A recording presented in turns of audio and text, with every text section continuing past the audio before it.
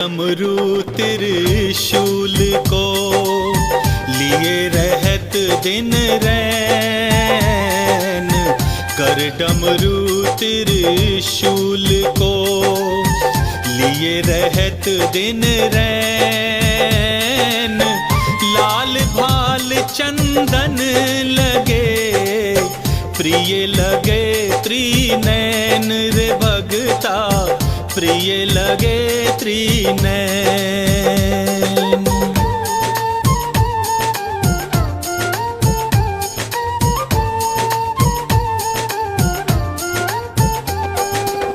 शिव सम दीन दयाल नहीं, हर जो जन की पीर। शिव सम दीन दयाल नहीं, हर जो जन की पीर।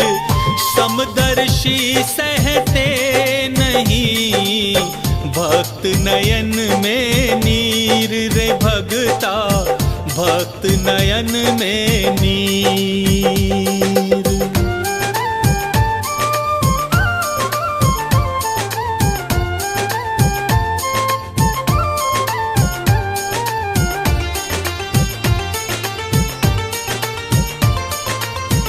रुद्र रूप अति तेज है, करे निशाचर नाश। रुद्र रूप अति तेज है, करे निशाचर नाश। पर्वत को राई करे, बिना किए प्रयास रे भगता, बिना किए प्रयास।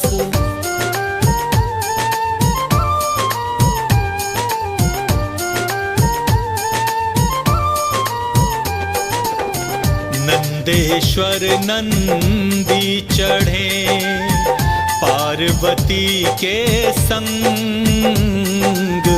नंदेश्वर नंदी चढ़े पार्वती के संग।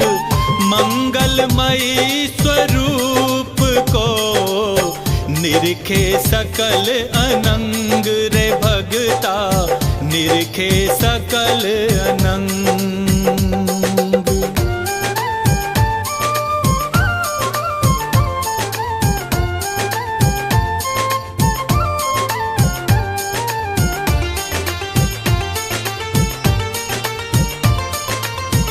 हर हर बम बम जो कहे, सदा लगावे ध्यान। हर हर बम बम जो कहे, सदा लगावे ध्यान। पूर्ण करे सब कामना, शिव शंकर भगवान रे भगता, शिव शंकर भगवान।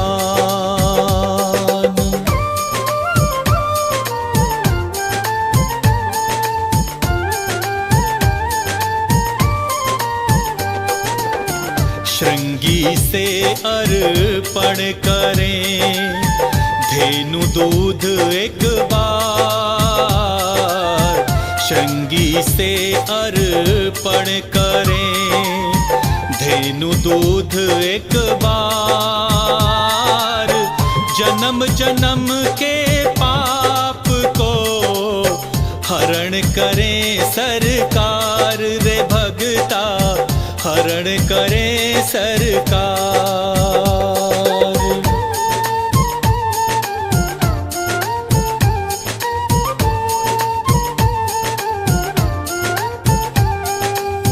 शंकर समदानी नहीं, पार्वती सममाय।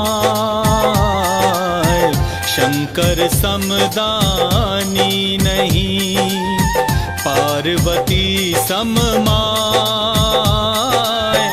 ध्यान करे जो प्रेम से, पाप सभी कट जाए रे भगता, पाप सभी कट जाए।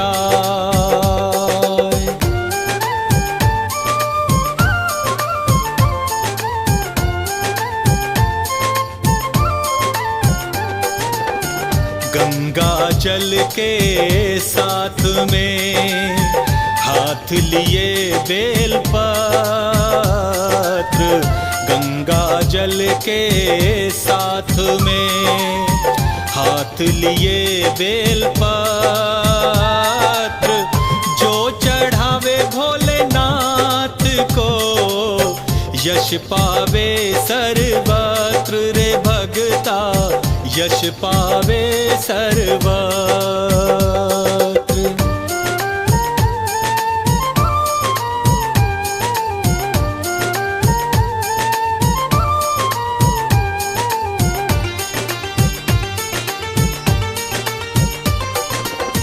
आरत उर अनुराग अति, मन मंदिर में नाथ।